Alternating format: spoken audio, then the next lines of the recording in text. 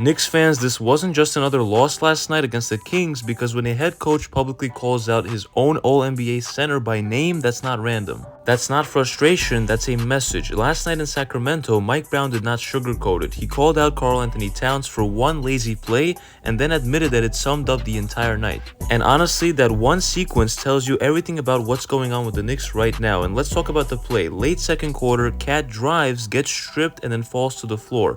But instead of popping up and sprinting back, he stays down. The Kings push the ball, Westbrook misses a 3, Precious Achiuwa grabs an uncontested offensive rebound near midcourt and kicks it out in a wide open corner 3. That's a 5-point swing. And this is what Mike Brown said, quote, "We watched the play at halftime and he didn't even cross half court. That sums up what our night really was." That's not about one possession, but that's about urgency. Now, before anyone turns this into a full Cat pile-on, let's be real. Mike Brown immediately said it. He said, quote, "That was not the only play, there were a handful of plays like that."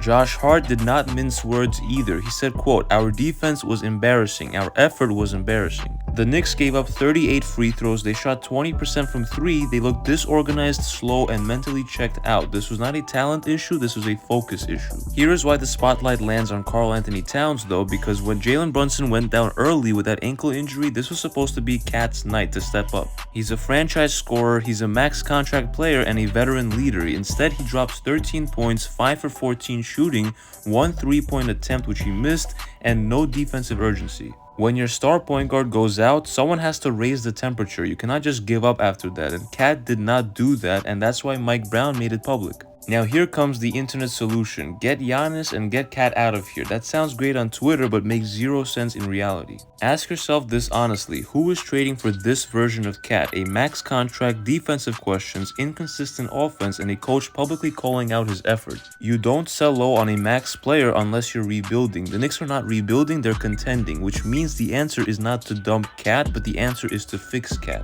James Edwards nailed it. He said since winning the NBA Cup, the Knicks are 29th ranked on defense, 25 transition points allowed per game, constant fouling, matador defense, slow starts, and no sustained edge. This team plays like a group that thinks that they've already made the playoffs and they haven't yet, and Josh Hart said it best. Sometimes it feels like we play like we already won something.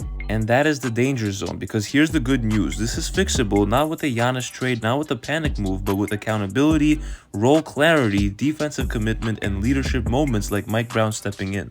The Knicks do not need to blow it up right now. They need to lock back in, because talent is not the problem. We all know that they're a very talented team, but effort is not permanent with them, and urgency can be corrected fast. So Knicks fans, I'll ask you guys this. Was Mike Brown right to call out Cat publicly in front of the media, or should that have stayed in-house? And more importantly, do you think this team fixes it internally or forces a move? Drop it in the comments. And regarding the trade deadline, let's be real. We're probably working with a package of Pacome Dadier, Gershon Yabusele as salary fillers, and also a second-round pick or two, because that first-round pick from the Wizards is probably going to convey into 2 seconds. So Leon Rose is not really working with that much this trade deadline, but he definitely will make a marginal upgrade. And in my opinion, the Knicks should focus on getting someone that's defensive oriented and also plays very hard on the court. And someone that just has that edge to him, that dog mentality. So we'll see what happens on the trade front, but for tonight's game, the Knicks are upgrading Landry Shamet to questionable and downgrading Jalen Brunson to out. So welcome back Landry, but important to note for Jalen Brunson that he's only listed day to day, so he could be back in the next game. It's safe to say that this is not one of those previous right ankle injuries with Jalen Brunson where he would be out for weeks. But with that being said, if you guys did enjoy this video, make sure to hit that like button and sub to the channel for more Knicks news and updates you'll not want to miss. It's been KNYT here, and I'll see you guys in the next one.